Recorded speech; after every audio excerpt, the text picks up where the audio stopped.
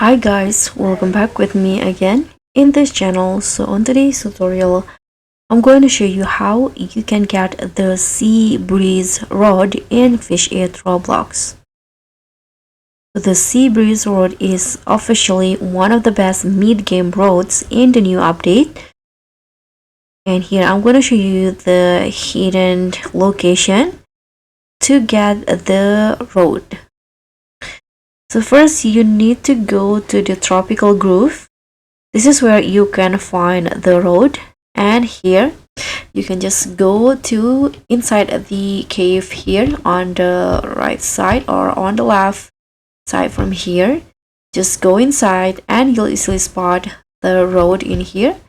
So just go there near the road to buy it.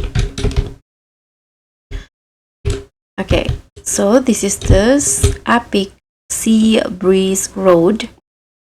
If you want to get it, you can just purchase it for 95k coins.